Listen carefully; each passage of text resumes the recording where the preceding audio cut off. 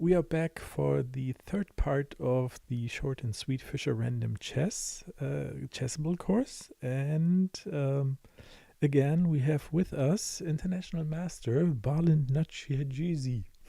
So, Hello, hello. okay, welcome, Balint. Well, thanks for invitation, Jan. You're always welcome, of course.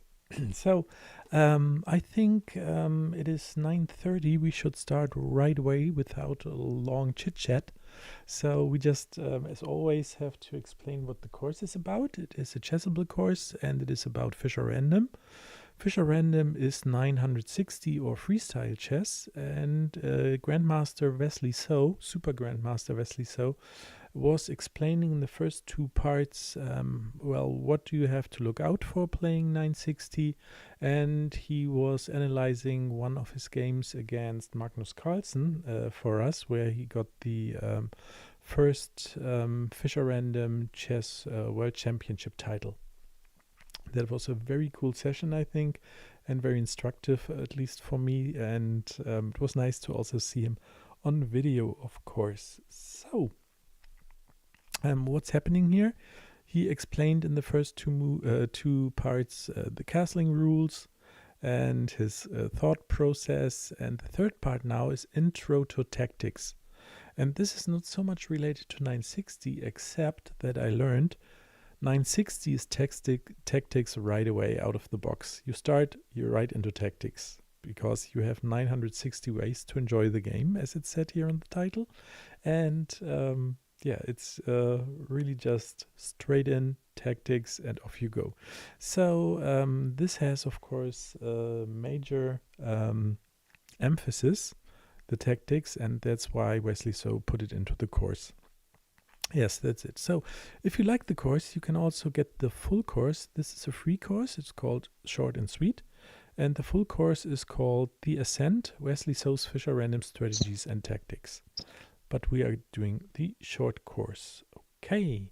So, Balint, if you are ready, then we start with the review sessions, because every chessable course basically gives you reviews. You are presented some positions that you have to solve, like puzzles. And if you get it right, that one will be put down all the way to the bottom of the stack of puzzles that you have to review. And the ones that you get wrong will be up on top.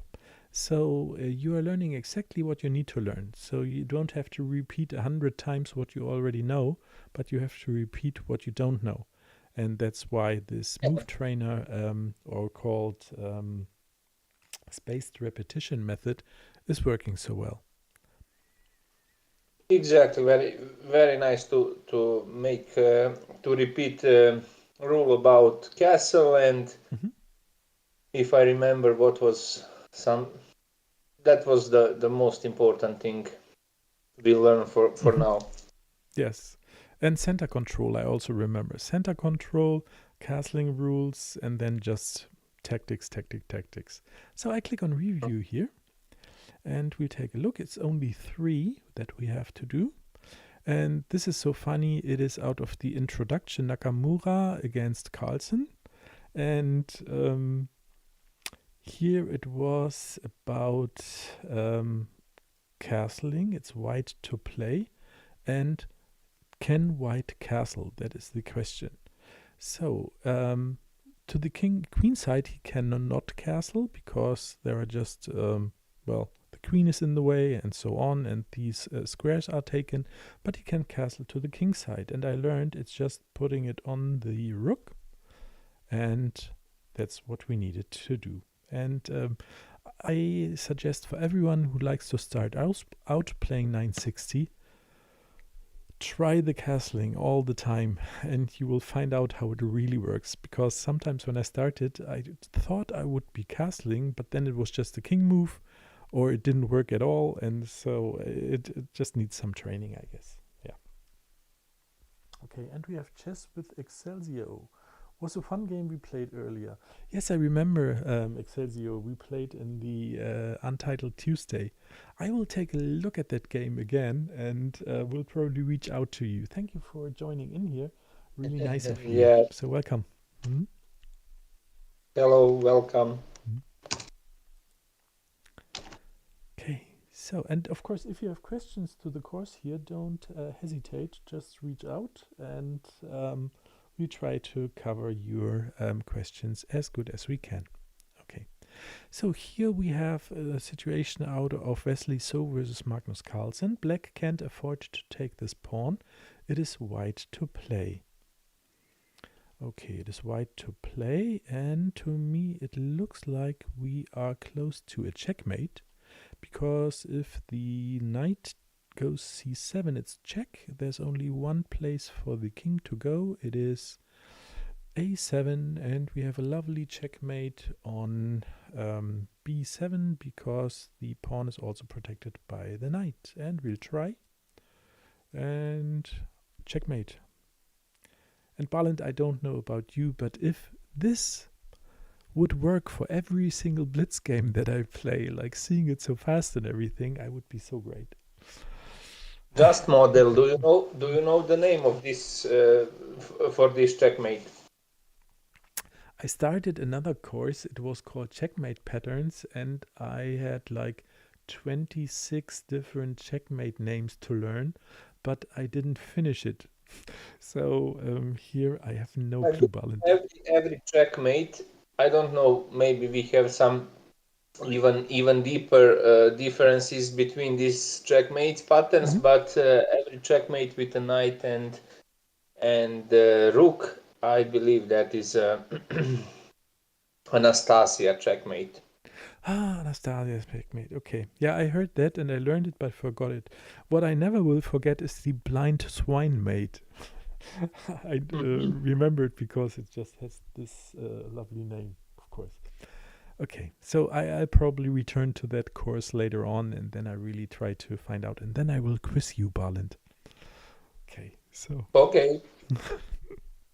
So next variation and last variation before we really start to go into the game. And here it is again, Grandmaster Wesley So with this Talento 10. How can black castle? And here black cannot castle to the queen side because we have pieces in between, but we can castle to the king side, and for that again I have to take the king, put it onto the rook, and it's castled. Exactly. Right. Yeah. Last time, if I remember, last time we had small mistake about that. So every time it's important to, because of technical reasons, king must go on the rook spot, and then otherwise you play. I believe you play king f8 or something like that, or maybe you have a mouse slip. Yeah, and it was just a king move. Yes.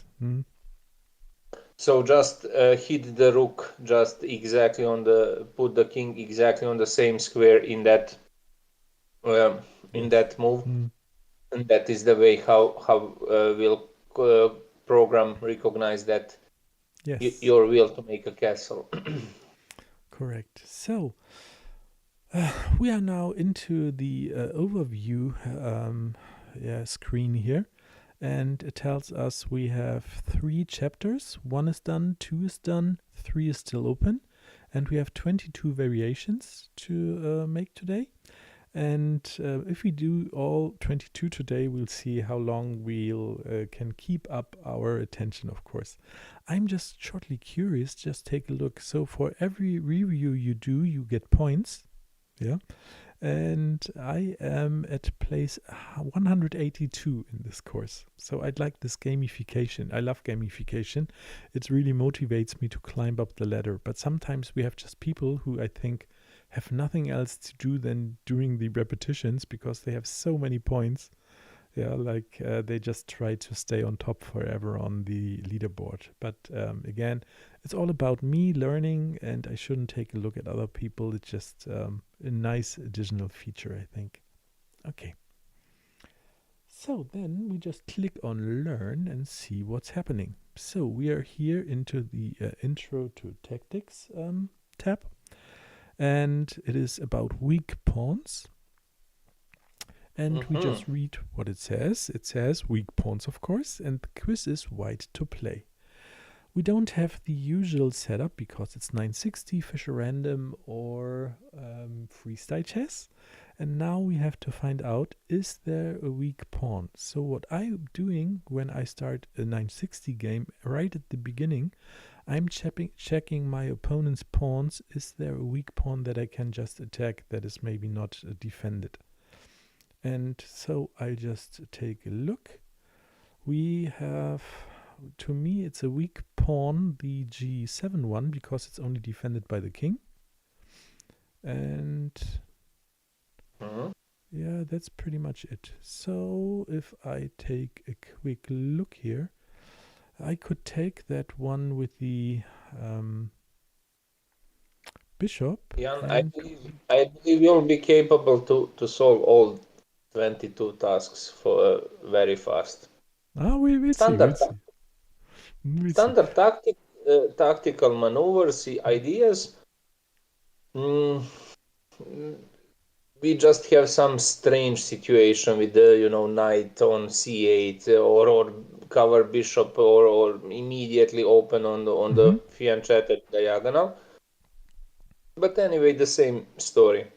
Yeah. Take care about the king, how you can give a check, some squares around king, and you mentioned that g7 is vulnerable, so standard stories.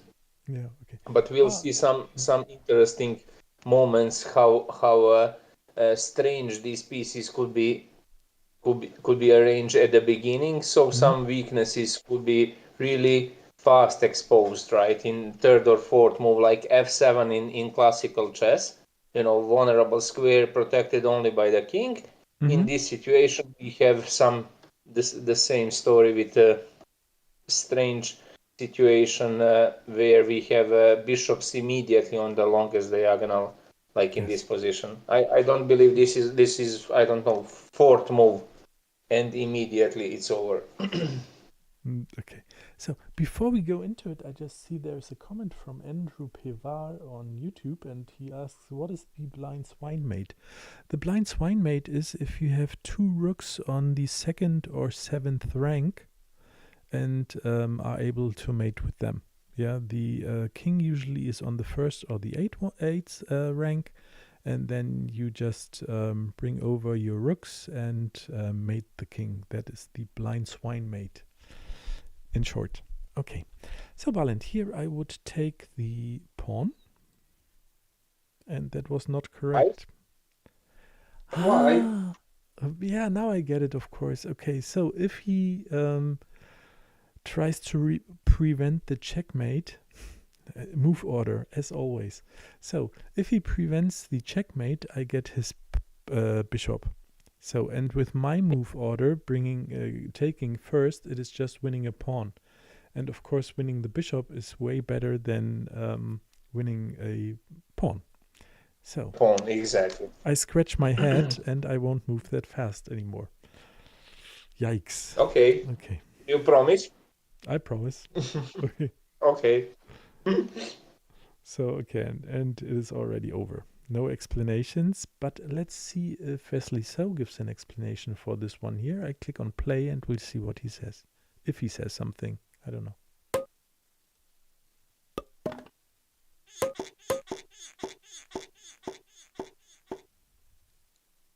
Hi, in this video we'll go through some tips and a little bit of strategies for Fischer Random and Chess 960. The difference between Chess and Chess 960 is that in many Chess 960 positions, there are one or two undefended pawns in the camp. They're weak pawns and critical pawns that need to be kept an eye on. So we should all be familiar with the pawn weaknesses in our camp. Usually like f2 or f7. But in this case, the weakness in the camp is the g pawn. So g2 is only defended by the white king, and also g7 is only defended by the black king. And in this current example, actually, white has a tactic that could take advantage of this weak pawn on g7. So black played the opening poorly. He played d5 on move 2. And after e takes d5, he took with the bishop.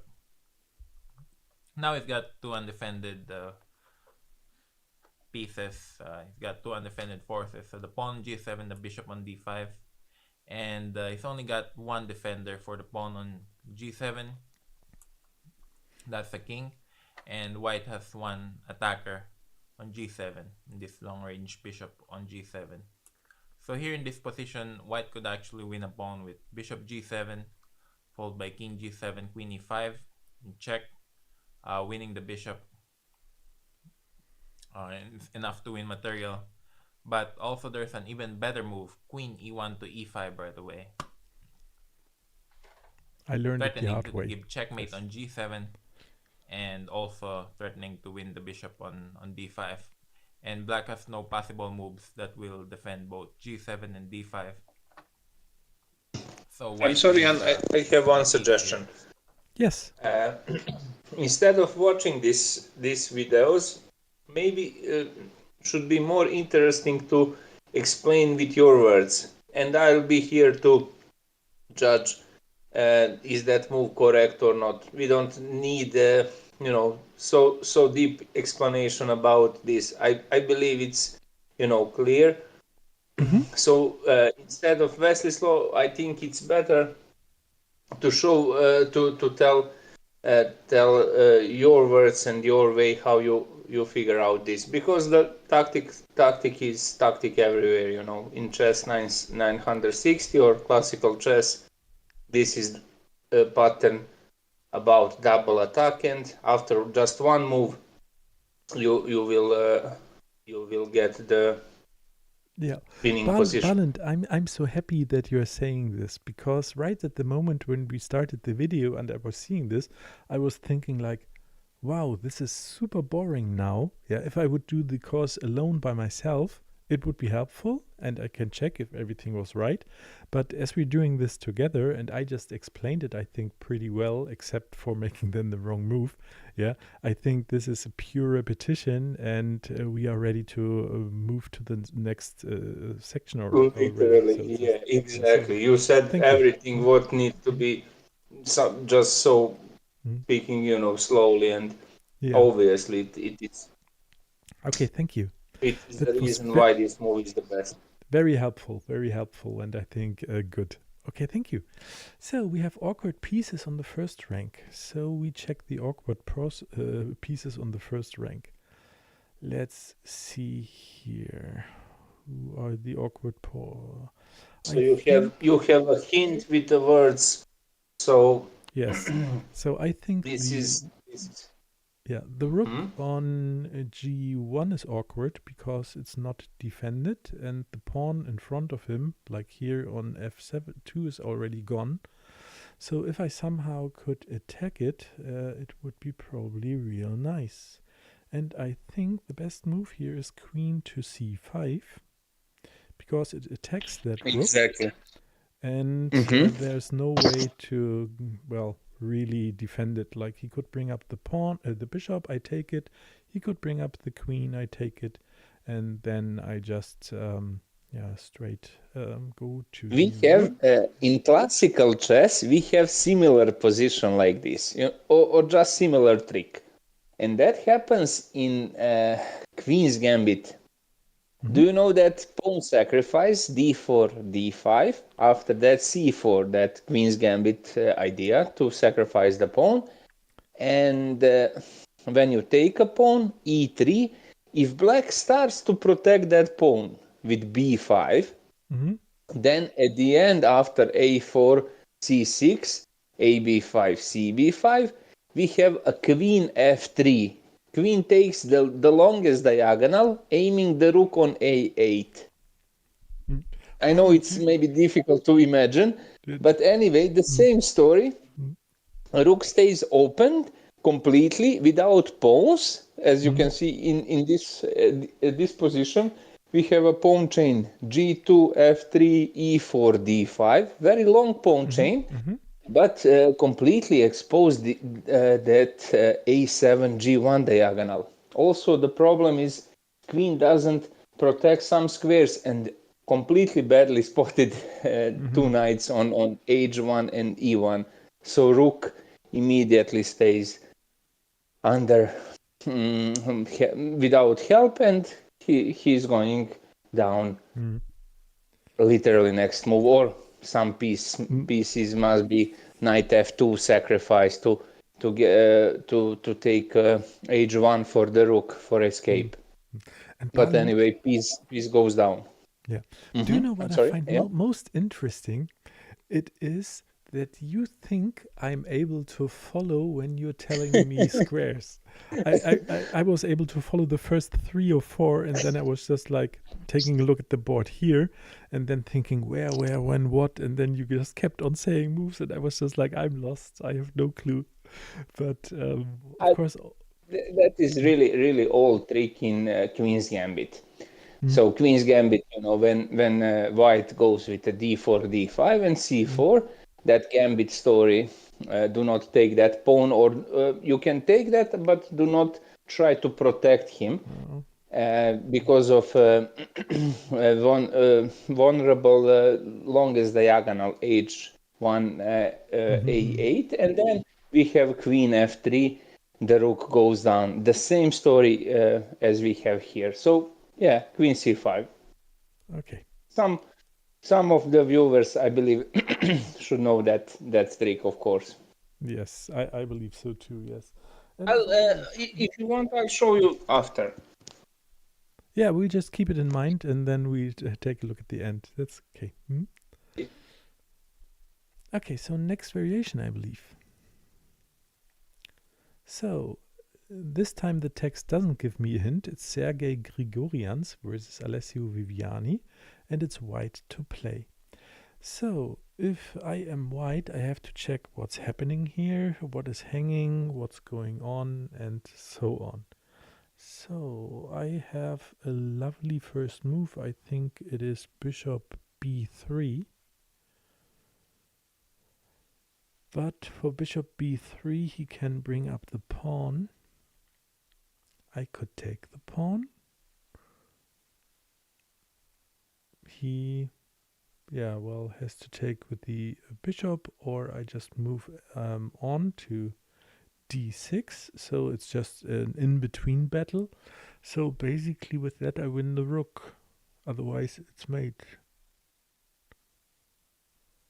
That is my first idea. So let me check if there's anything else on the board. Am I attacked by anything?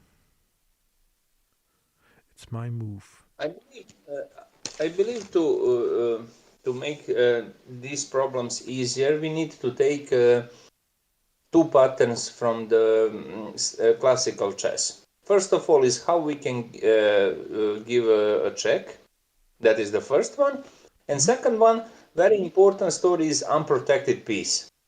So in the last moment, in last two positions, that was a story about unprotected pieces. d5, for example, at the first moment, bishop on d5 unprotected, later rook on g1 isolated solo. So if we can attack that piece or make a double attack, that's it. I believe in next examples, everything will be connected with some check stories. So vulnerable squares around the king, as we have in that example first, number one. Yeah, my thinking tactic is always think first about checks, then about takes, and then about threats. Exactly. So how it's possible to get a check and then everything Yes, it is bishop goes after that. b3. No other check in sight. So I'll just do it. I really believe it's okay. But we have something else. Hold on.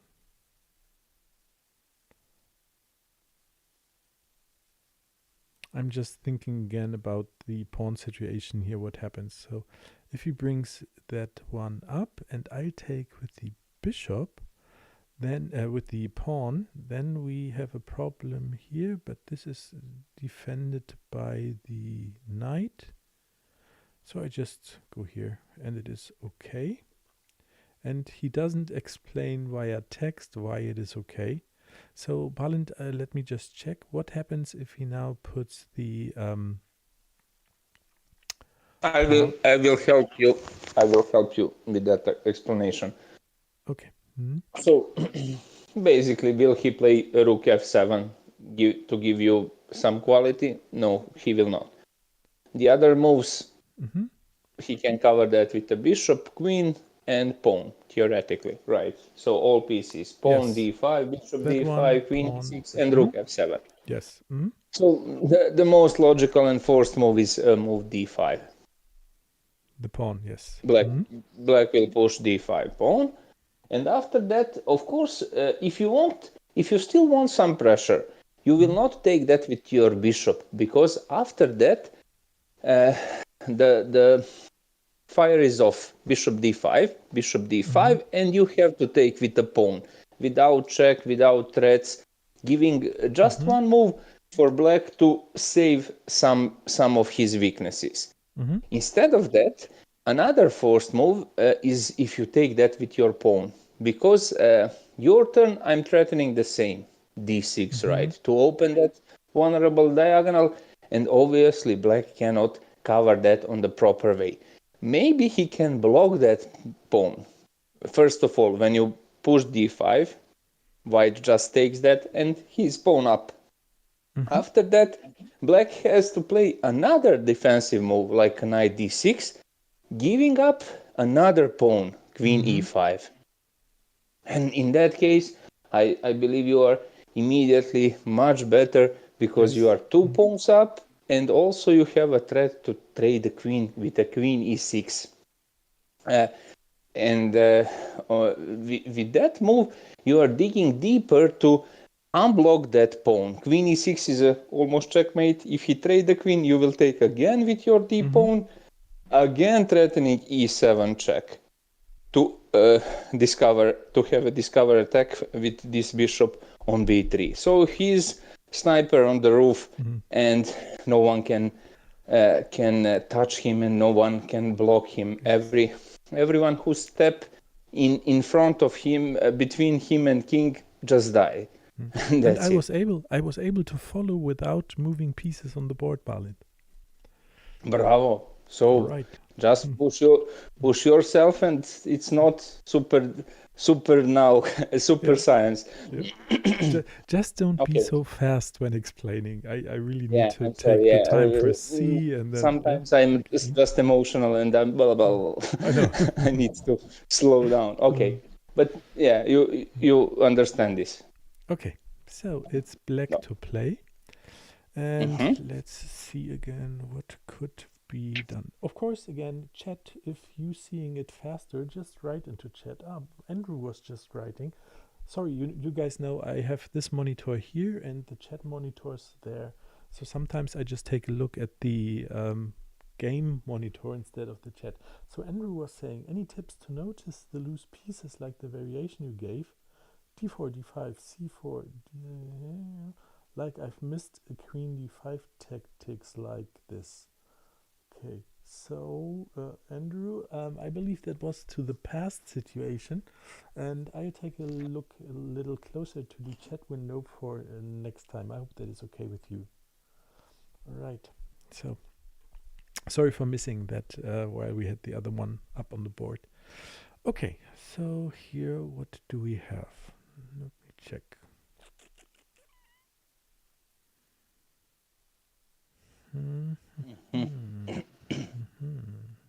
Yeah, this one is slightly heavier. So I would start with we have checks, two possibilities. One is the knight to d3, check. He could, and it's a fork too, also attacking the rook on e1. So then I would defend that with the bishop, of course, taking. Exactly. then I could take the bishop, and it's attacking my knight, his knight on e2, and if he likes to save it and goes away, I can fork him on d2 with the pawn because it's defended by the rook on d8. Yeah, exactly. So completely, fully correct. Nothing to add. Believe me. Even if we're listening, Wesley, so he will say the same, maybe less than Okay, you I said. try. Okay, So here we go. This one and this one. Yep, and now I just snag the knight. Okay, that was very cool. And Barlind, I calculated 1, 2, 3, 4, 5, 6 plies. Usually I do only 2. Okay. And just in case, chat, you don't know what a ply is, P-L-I, it is a half move. So a half move is called a ply. 2 plies are a full move, like white and black. Okay. Good. And I was so embarrassed, Barlind, when I played my first over the board tournament in May last year. I played a very nice game, I think it was, and then with my opponent after the game for the post-mortem, we went to a female national player who was doing the analysis for the tournament, and she took a look at my games and she said, Jan, you know what you really have to work on? It is thinking ahead more than 2 plies. And I'm just like, yes, thank you. But it was really, really nice. And sometimes I struggle with it because it's just lack of visualization or something, or just thinking there is nothing. But she's always said, at least you have to think 3 plies. That's the shortest amount you have to think ahead. exactly, yeah. Okay, super. So after this, you basically solve everything, piece up, winning position. Yeah, here we have a text hint. It is smothered pieces. This theme is related to the awkward placement of pieces on the first rank. Pieces can get trapped and smothered more often than in regular chess. So, what comes to mind is the king looks very smothered if I bring my knight to d2. So how can I get rid of the defender? The defender is the queen.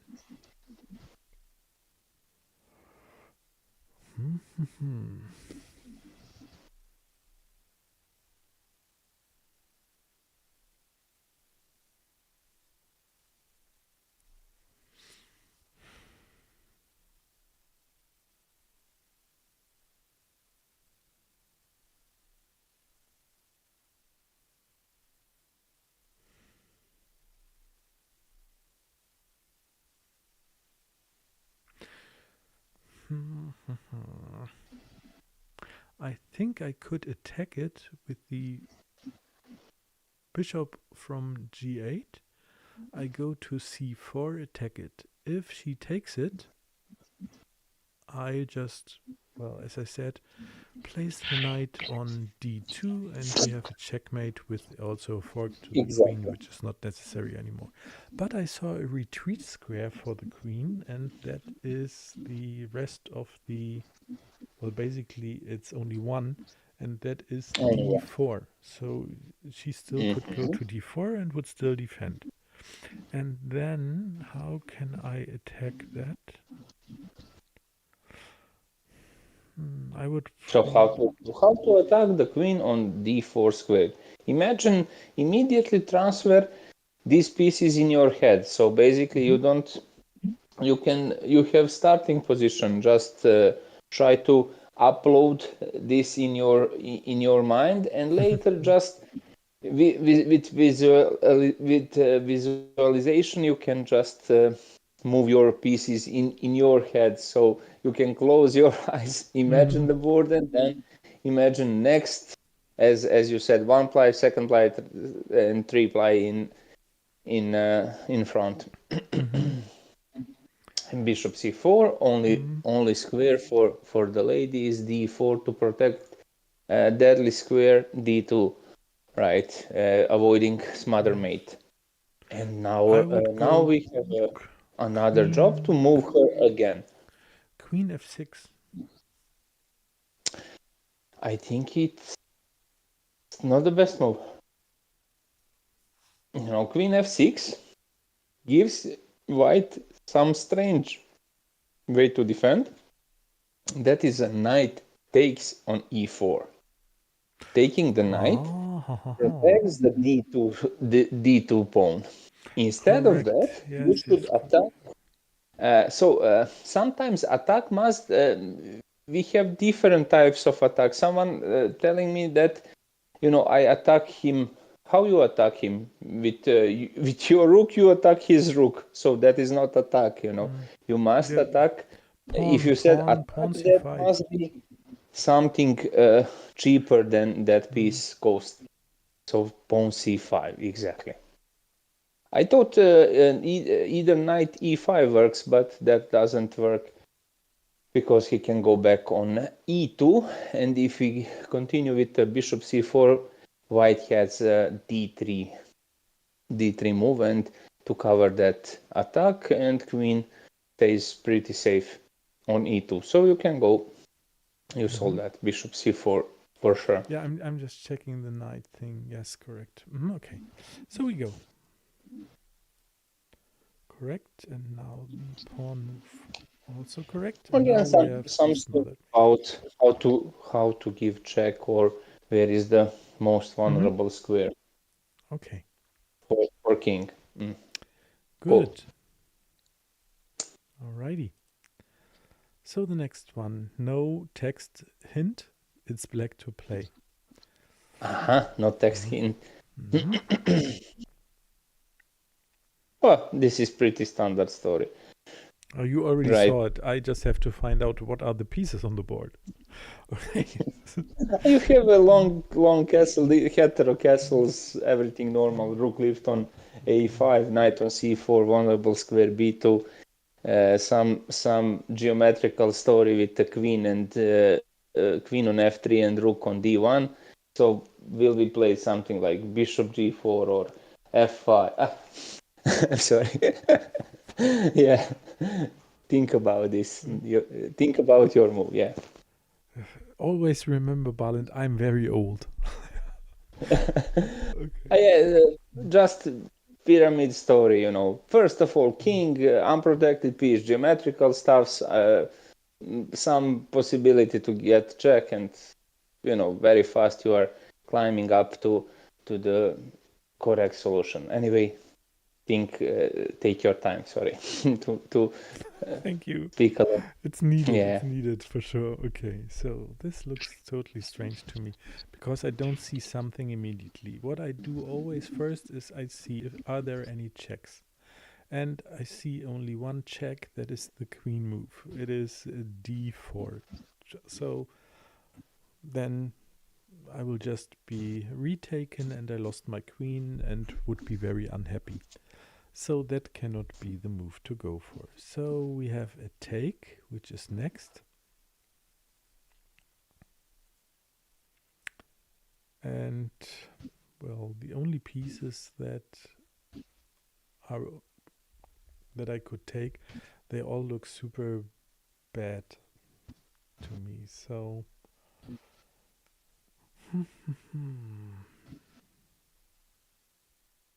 maybe it's a sacrifice story with the knight takes on a4.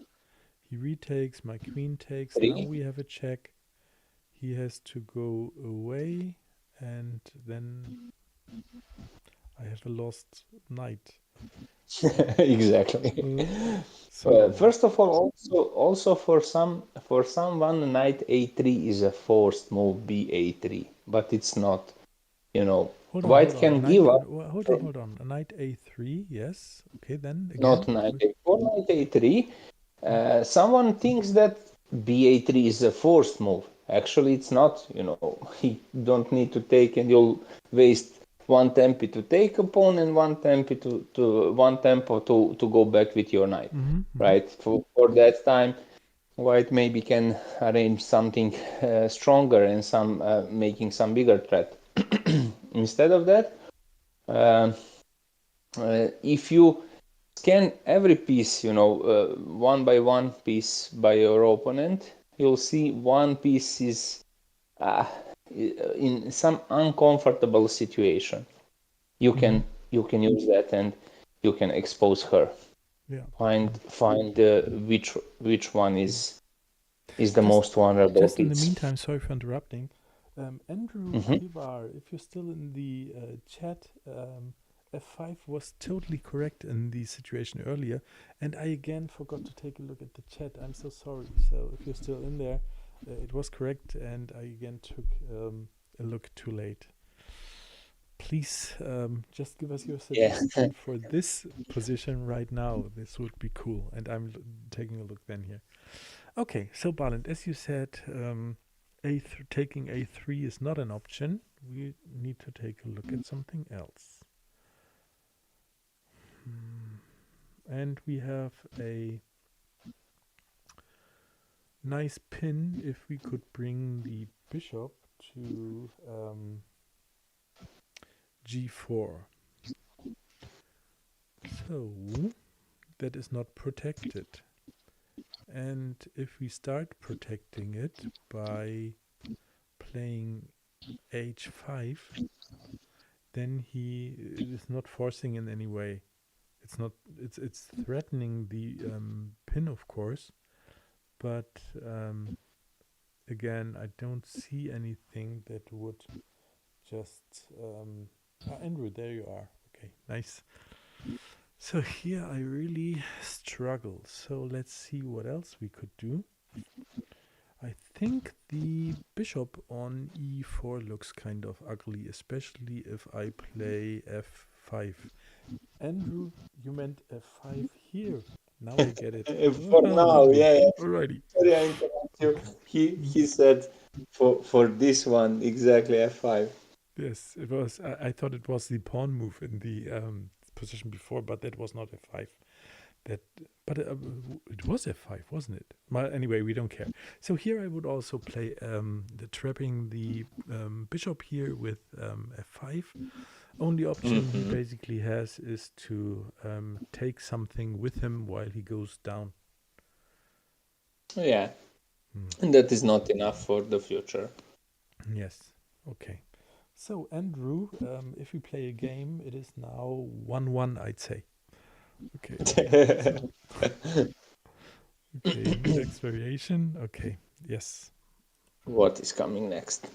It's Shamjaran Tsydypov versus Maximatlakov. Okay, nice name, Shamjaram. Okay, so again, we're going to the game here. It's white to play, and let's see. You pronounce that even better than my name.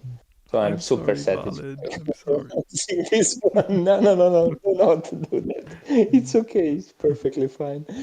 Okay. This guy beat me with my with the name with the difficult. Okay. So Yeah. What do we have here?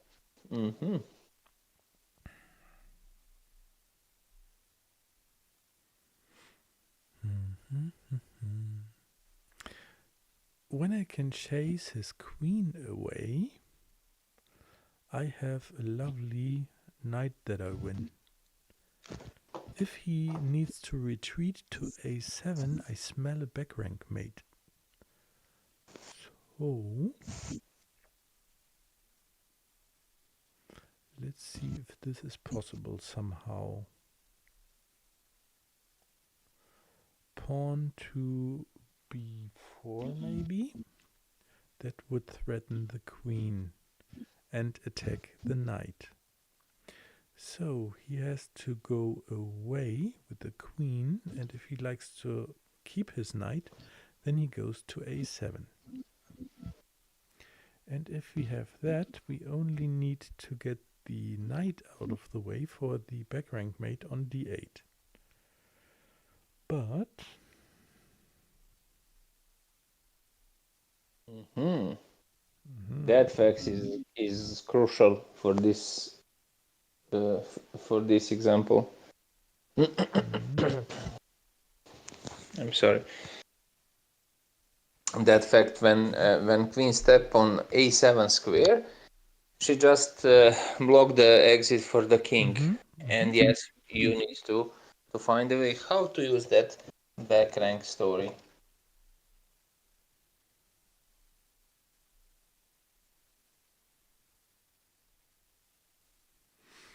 I think without the back rank, we could just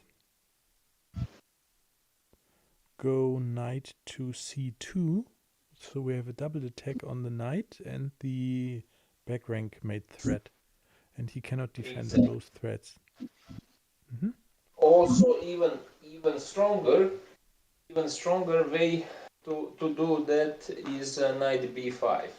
But the same I story. thought about knight b5, but then he... Yes. Okay. Yeah. Okay, I didn't think about the when I did that calculation with the knight on b5, I was so single-mindedly only looking at the mate that I didn't take a look at the double attack on the knight that came later. Okay, so Exactly. Exactly. Immediately, that is the consequence after that knight b5. First of all, checkmate threat, kind of discover attack. Also, knight c2 is completely fine, I believe.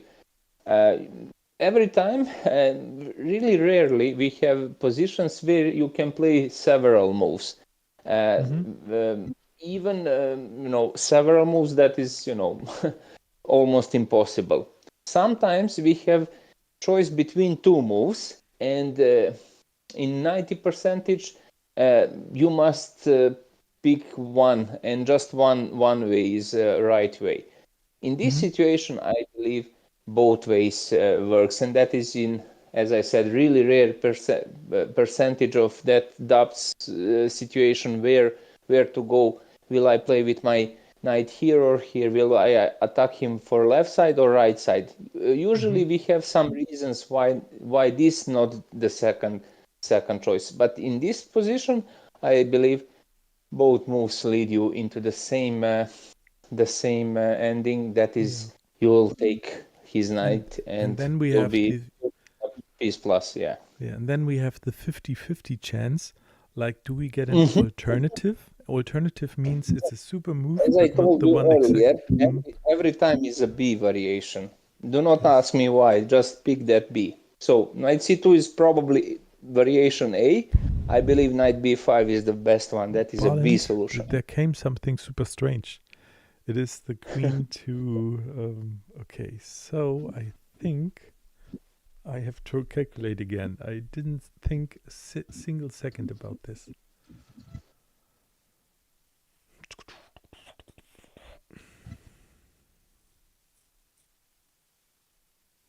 I don't like to lose my queen, of course, and I think a single exchange of the queens is also not the solution here.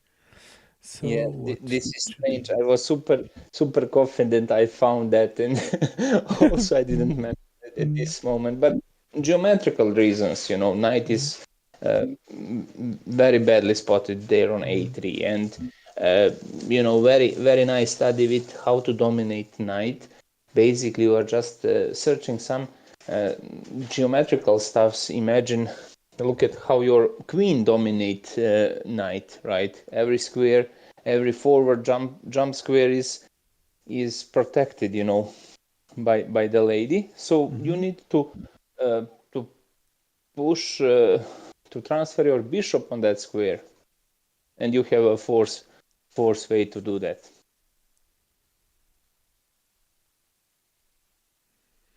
I need to transfer my bishop to the square. Which one is the square? That's d3 square.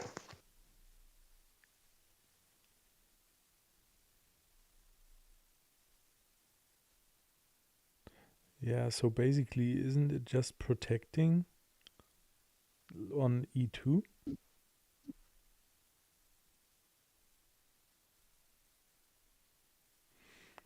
And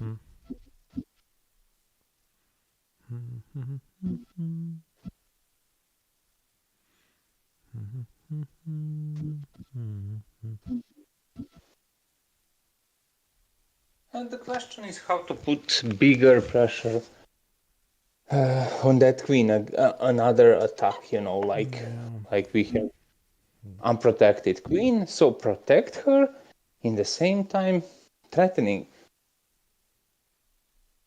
That ping pong story, table tennis story. So punch and counter punch and at one moment, no defense. So action reaction low.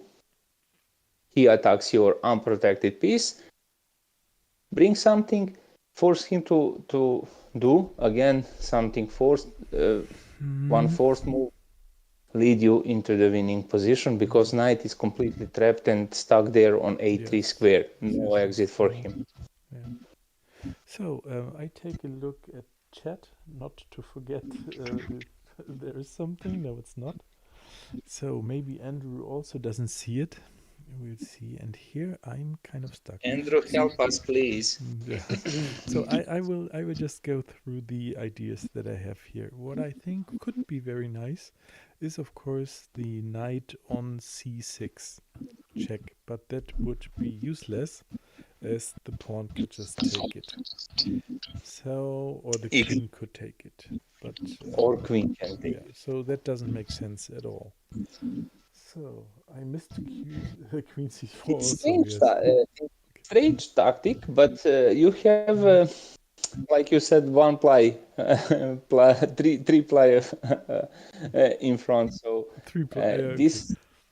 this one you just need to find one, and it's strange tactical maneuver, but super effective. Also, this was a very fancy move, queen c4, played for black. Of course, avoiding our simple story with the discover attack knight c2 or knight b5. Yeah, we just too simple. So, but still, the problem for black, the problem is not solved, right? Knight is still hanging there. That's the main problem on a3. So on this provocation, you just need to respond with a counter provocation, counter punch, and black goes down. Yeah, and I only have to find it. So let me find it. What can we do here? That doesn't work. That doesn't work.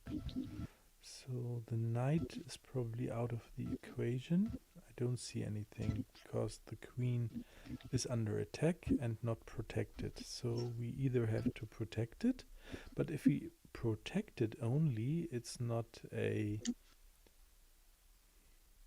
Well, it is. But if he takes take, we just have an exchange. But if we exchange, then it is as you said, the knight is terribly trapped. So here I really would play bishop e2. It's an attack on the queen, and if he exchanges, we still get the knight in the next move then. Exactly. Okay. But the pattern of bishop e2, queen takes d3, b takes d3 was nicely explained as then knight f3 is trapped. Andrew, big thumbs up. Alrighty. Okay, very good. Oh, here we have text this time. Rescuing the knight from a3 will not be possible. N e6. This was played in the game, although white still went on to the win. Okay, so instead of the pawn, he played this one here. Okay. Okay. So next variation, mating patterns. Just like in regular chess, checkmates ends the game. Okay, so let's see if we can get a checkmate somehow here. And we start with the checks. This all needs to be forced usually, so we check with the rook on e7, check. So as there is no escape square and it cannot be taken, and nothing can be, nothing can be put in between. The king cannot move away. He has to take. So the king takes takes the rook on e7. Now the next check would be to. No next check. Yeah, next check is the knight on f5 check, and let's see, he cannot run away. I thought you are speaking about first move and potential how to get how to give check after first move, but no. The point is, the only way how you can give a check is rook e7. Yes. So organize that, arrange that. You have idea. Sort her properly and break the black defense. Mm-hmm. Okay, we take, he takes. Then we need to find the next forcing move, and that would be the knight to f5 check. And here he has several ways to get rid of the attack. That would be taking with the pawn, or just running away this time. So how we can involve one more piece in this whole combination? The general of the white pieces. She must be included. She must be included in this position. So then I think if we don't check immediately, it is just taking the knight on c4 and making way for the queen on e3. One very, very useful maneuver. Mm-hmm. Free up the square, giving another possibilities to bring the strongest piece Mm-hmm. into the vulnerable territory around black king. Yes, correct. And Balint, for me, it's just a matter of how fast can I calculate. Yeah, like here I tried the checks first method, and I saw it doesn't work out. So I saw there is too many ways to get out of that mating net, and then I would have gone for the. And now we are checking for the takes, and then this would have been the next one. Then yes, okay. So I believe that's good. So accelerate your thoughts about this position. Make a wish on the board. Try to make a wish. What do you want? Break the rules. Enter into the matrix. Just I want this and this. Put the pieces how you want. That final situation every time lead you into the checkmate around the king. So as you can see, e7 is a one provocative square where you are forcing him to go out. Then imagine how you can bring some, in this case, the strongest piece on some square. So break the rules, and later you will settle the pieces of these puzzles on the proper way. So what do you want at the end? What is the final story around the king? How that king could be checkmated, and where is that crucial square which you are aiming for? Yes, the queen to e3, and that's why we and later the queen on e3, and later where she'll end up. Yes. After e3, where she goes. Can you see the final square? After e3? Uh-huh. Well, so imagine basically we don't have to go anywhere. We just checkmate him, don't we? Wait a second. There is an idea. So if he brings up the pawn after the queen goes to e3, he has an escape square before that. So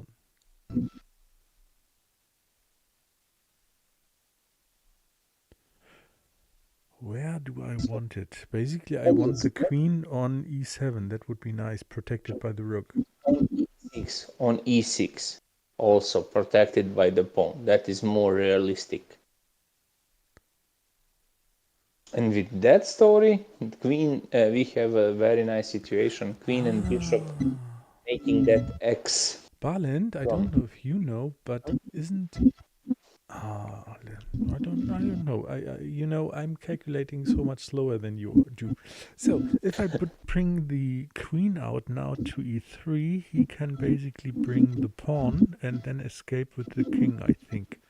So it would be better maybe to now just give a check with the Exactly. with So the if rook. you are not giving check He in needs first to moment, take. you can check possibility to give another check in second move. It's not necessary. You also played forced move. Knight c4 is a forced move. You took a piece. You threat with a threat knight d6 discover. So black has to react, and that is piece up. That is a big material. So cannot ignore that knight trades. Black played, of course, bc4 forced move, and now again you can research again possibilities how to get check, how to give check, how to arrange some checkmate net, and you'll find that really fast. Yeah, so we just take here, and now the queen. And now we have a lovely checkmate on e6. Exactly, that final. So if you can literally teleport the pieces, you can accelerate some possibilities. So how in the best possible scenario, how to reach this type of position, and then later you just this is 4, I want 4 3 2 1. Basically you are just separate one by one move, and as you said, you need to calculate reply in front. At least, yes. Okay. And Balint, short question to you. So this is a checkmate with the queen on e6, and if the king would have gone to d7 instead, it would also be checkmate. And there is a name for that checkmate pattern. I learned it, but I forgot it. So basically... Bravo. Honestly, I don't know. I just knew that first one, Anastasia checkmate, probably was better. I didn't mention that. Now I'm just shaking. I don't know the other patterns, but I said that earlier. If you step with your queen beside the opponent king, usually like in that small 3x3 kid game Xox, we have that story that there where queen takes 7 squares out of 9 around king, and we have that bird tail in there that we have final it. Yes, that's it. c7 and d6, so he cannot go out. Also c6 is covered by the pawn, everything else is protected by the lady. So usually if you reach some square, queen beside king on every 8 squares around him, she basically takes 7 out of 9 squares. So big possibility to to conclusion that we are on the right way. Yes. Okay, good. I think we can move on, right? Yeah, of course. And we already have 36 out of that, 36% out of the last chapter. Okay, so I believe Ruslan Solzhenitsyn versus Hoshor. White to play. Okay, so let's see.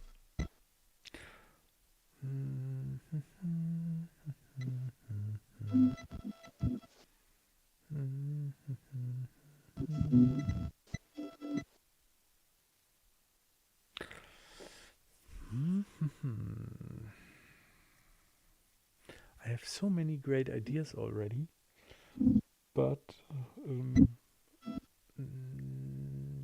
Well, the first idea obviously is taking the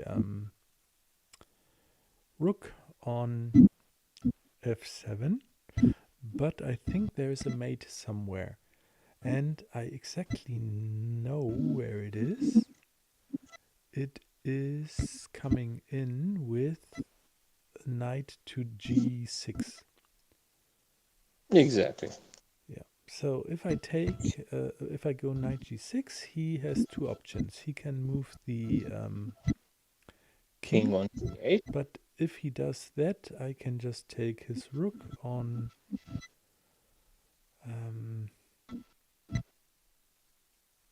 Yeah, here I win material, but I don't checkmate him. Yeah, so I would first. Okay. You can. Sorry. Yeah. Finish your I thought. would probably first take the. Well, it doesn't matter. I just win a rook, so I cannot No, get no. both rooks. It is matter. Again, it is matter. It's not.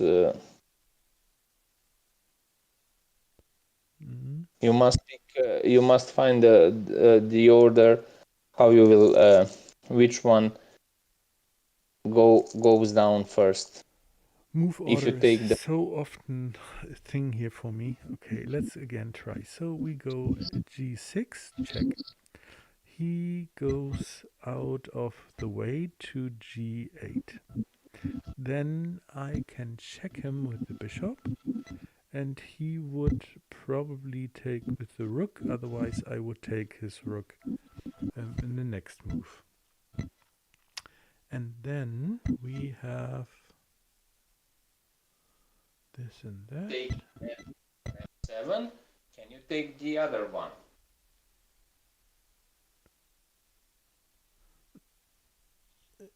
If I take on f7, I cannot take the other one because he would first take mine. Because of that reason, you should take the second one first. Okay, and the second is the one on f8. So I take that one first, and he takes with the rook. So no, he cannot. No. That is very important fact. He cannot take that with his rook because his rook is still pinned. Yes, and that is visualization that I often miss. And you are right, it is pinned and cannot take.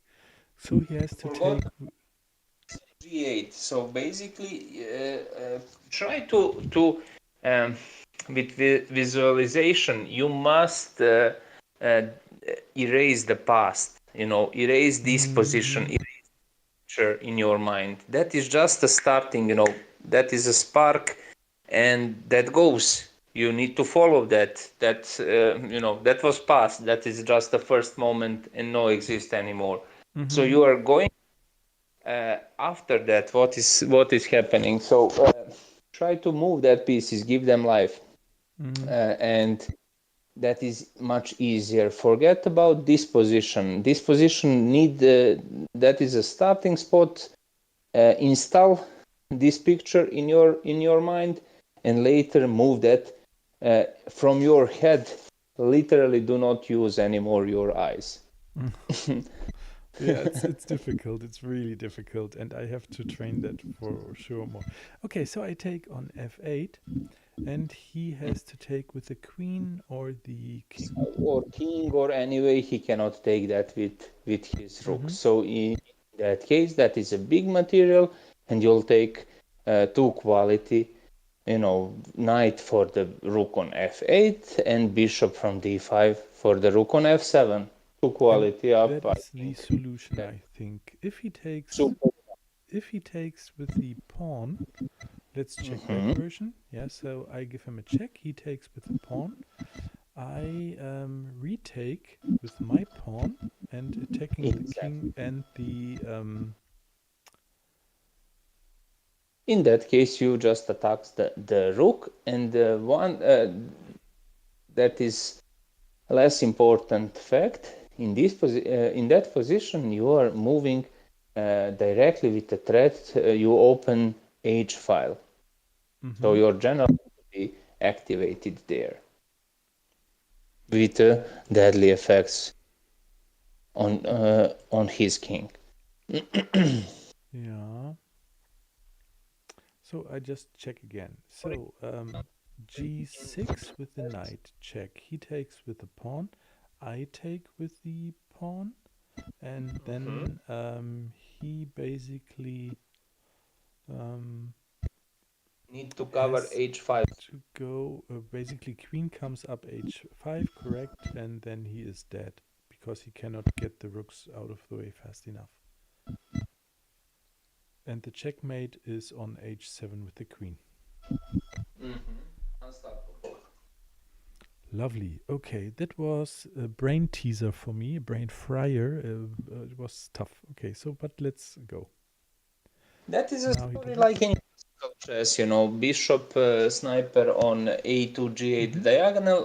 When you have that situation, our job is just to open that A or H file. Using that files like a back rank with reverse situation. If we reverse the story, that is a back rank without exit, without window for the king. Uh, that exit usually is on G8, but that square is protected, attacked by our bishop, our sniper on that A2 G8 diagonal. And that happens really often in classical chess, right? E4, E5, and immediately we have bishop C4 aiming on F7, later on the castle. Later we just want to open to attack on F7 or H7, as Wesley so mentioned at the beginning. In classical chess we have different type of weaknesses. F7 at the beginning protected only by the king, and H7 usually, standard battery, bishop, queen, give him a checkmate on H7. The same story, open the H file or A file, use that like as a back rank, reverse the picture, and that bishop sniper on A2 G8 diagonal provides control over that last exit spot G8 with a deadly effect. So after queen E5 or something, you can add some rook lift, rook F5, aiming the same end up with a queen H5. So when the king in that vulnerable, very ruined king structure, castle, that is of course coming with deadly effects. Alrighty. So we go for the next one. And it is white to play. First I have to see what's happening on the board. That takes a while. So I'll take a look. Okay. So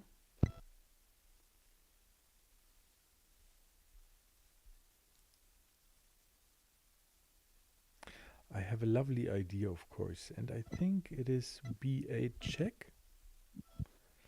And then he has two squares to go to. And actually one square, sorry, my fault. It is d7. So, and if d7 had been played, then if I bring the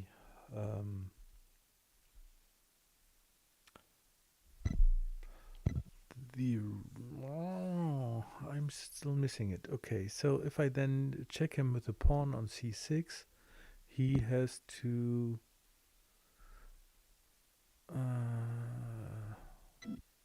he has taking the pawn, he has e6, and that's Exactly. it. So we need to check both things here. So if he goes to e6, we just put the queen on c8 and it's a checkmate. Or E8. No, it's not a checkmate yet, because he can still go to f7. Queen C8. If you want to stop his exit on F7, you can just give him a checkmate on E8 or G8. That's it. Problem solved, right? Hold on, I need first to check here. This is gone, this is gone. Then we have that one, okay. Yes, Barland, that is correct. Okay, Yeah, so then we have to check the other way. So what happens if he takes the pawn on c6? Then he takes the pawn on c6, and here I'm unsure.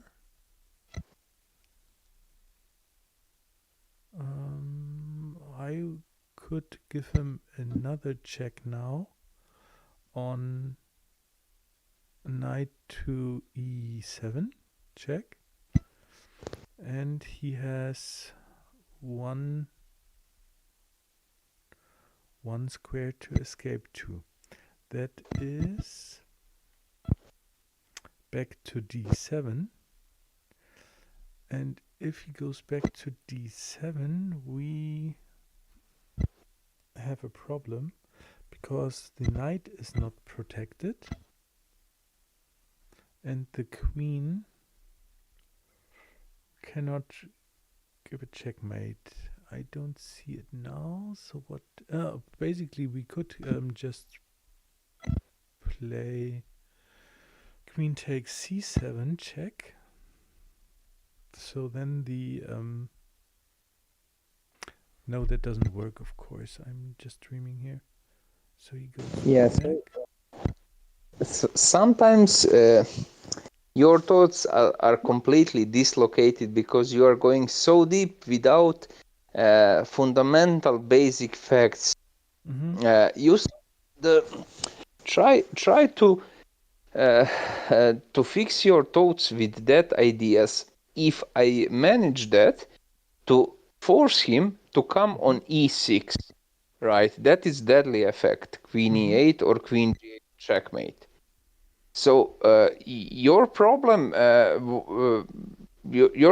was that fact he can take on c6, and the first move you immediately made mistake. So if you fix that and you don't allow him to take on c6, no problem. With the first move, you meant the queen to b8 or the pawn to Yeah. c6? You through this variation, you literally paint on the board what you want. That is a checkmate when he needs on his e6 square. I'm sorry. Barland, a8 might be nice because it still protects c6. Exactly, with the same effects, and you are completely. You reach that moment when you have forced checkmate picture. That is a moment when you push his king to step on e6, and as you can see, knight is covering d6 and d7 square. The pawn on c6 still protects d7 square, and you have two checkmates: queen e8 checkmate or queen g8 with the same effect. So force him. Do not go so wide about options and possibilities. You through this variation you reach that moment when you have a checkmate. Try to fix that situation, and you immediately after my first sequence, first few words, you immediately said, oh, why not queen a8? So why not? And try to make that easier. Think positive. You found a good checkmate picture. Focus on that and try to see is how you can fix that force, how you can arrange that to reach that final moment. As so queen a8, of course, is a much easier path, avoiding all unnecessary calculation what is going on if you goes on b8. Yeah, what I always do is I try to finish my calculation to see, okay, this is not working, and then I start again from the start, putting in consideration what I found out with my first calculation. Maybe instead of that doesn't works. Try to go with this philosophy. I want to find something what is perfect for me, and give them that form. Instead of tap tap tap tap, maybe that final position, as I said earlier, pick a perfect square. Use a teleport for for your queen. Immediately transfer her, break the rule, enter into the matrix, and arrange at the end best option how you want. Make a wish, as I said. So in this case, again, make a wish. Your wish is to push the king on e6 and completely try to focus about that, how it's possible to manage that, instead of wasting some energy to tap. Yes, of course, that is good model, but maybe you'll accelerate your thoughts and make that calculation path easier for your mind if you make a wish, make a perfect position, and then you'll see, oh, this is the path how I can force that perfect situation. So keep that position, do not let her out, from your mind. And through that concept, of course, fighting for black pieces to avoid that deadly situation, you'll see, oh, that is not possible, and that goes forced with this, and at the end you'll see that perfect situation you manage, you imagine at the beginning, is possible to be arranged, and you can do that. Yes. So of course, sometimes, Balint, not sometimes, but most of the times, I'm not yet used to finding this perfect situation. Yeah, so sometimes I don't see what is the perfect situation. Yeah, and this will hopefully come over time, but it's a very good concept. I follow you. So try to imagine if you will play for black pieces maybe the worst moves. If you play the best move for white and worst moves for black, that is the way how you will very fast paint perfect situation, right? That perfect checkmate. Then you just goes back. You have a number 4. You go 4, 3, 2, 1 instead of 1 and 4 options, and then bam, bam, bam. You need to cut off. Instead of that, reach that top, and then pad how you climb there.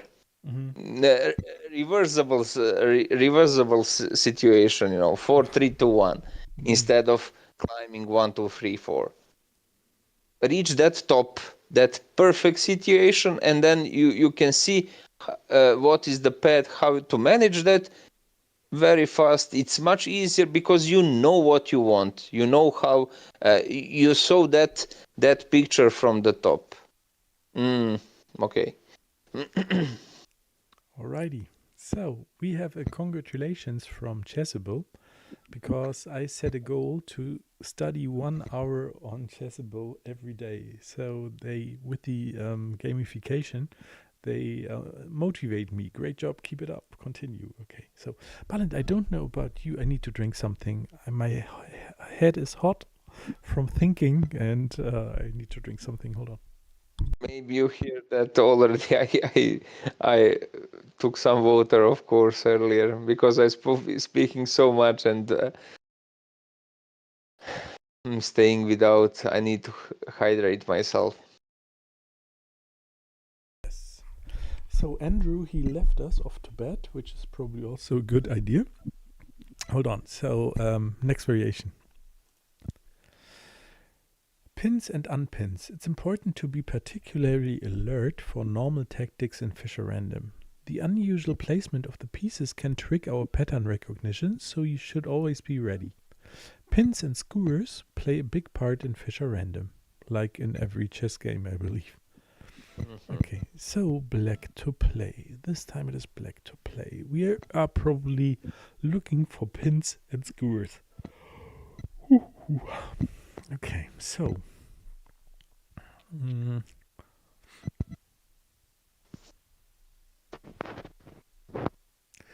I have an idea, maybe, because the first idea is, of course, to take the knight, but then we get pinned by the white bishop taking b5,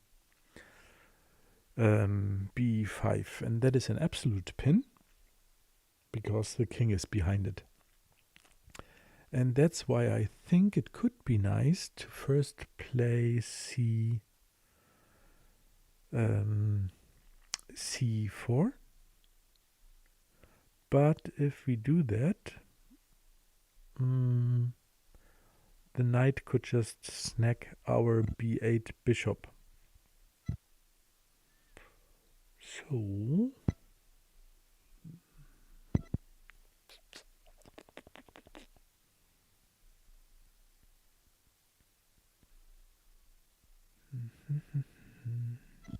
The first question is that bluff? Because usually, especially on lower level, someone doesn't see the complete three plies Balint, I in front. have a super nice idea, I think. Yes, it is a lovely idea. It is, I just take the knight, yeah, and if he pins me, I just go with my bishop to c4 because it's protected by the rook. And then that's the solution for sure. Okay, nice. Meaning that rook, because you directly strikes on the bishop, who is the main Yes. reason why it can be moved. All right, it's that is correct. Balint. Woohoo! Okay, so next variation.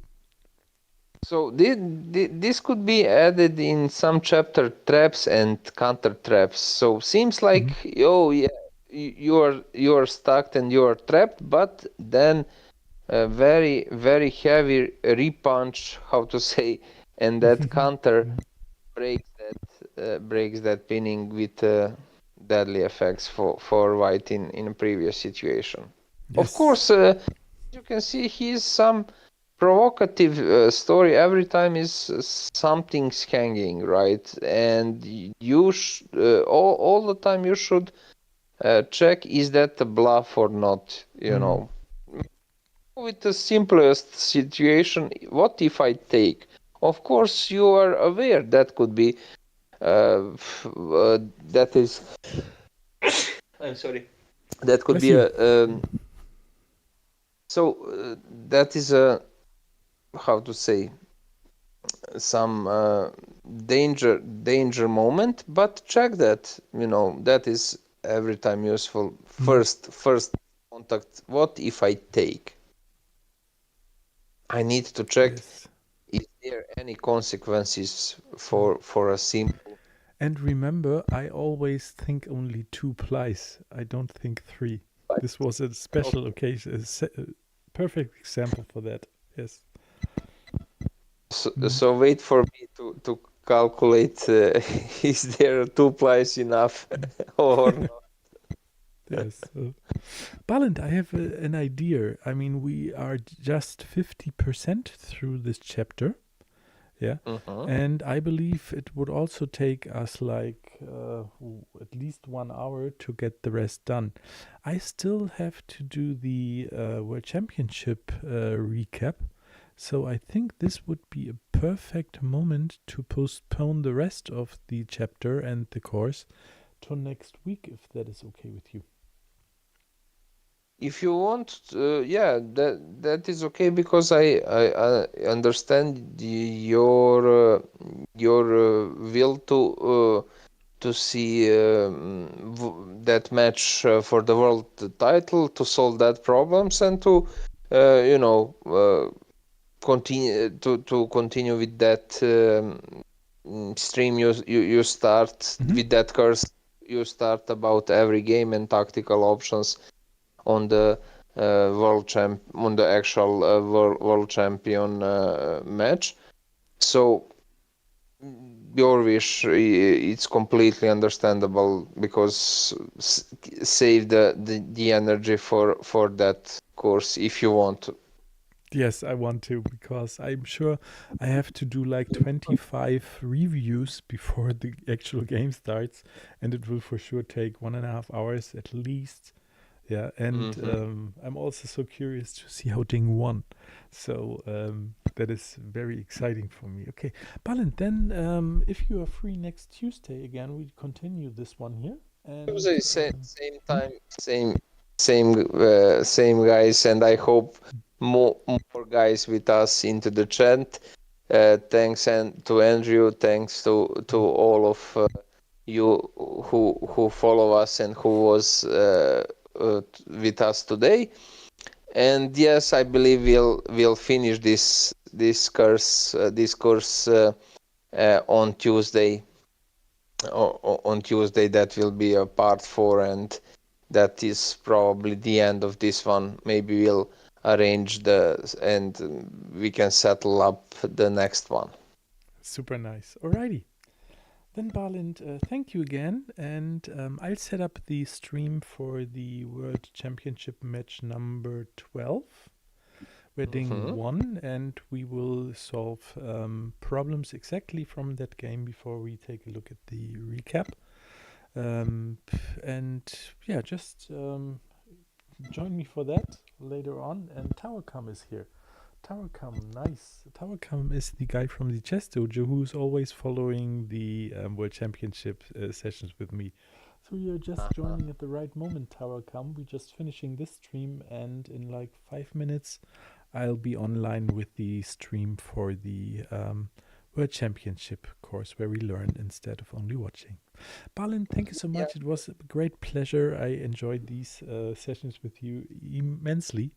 And looking forward to next week.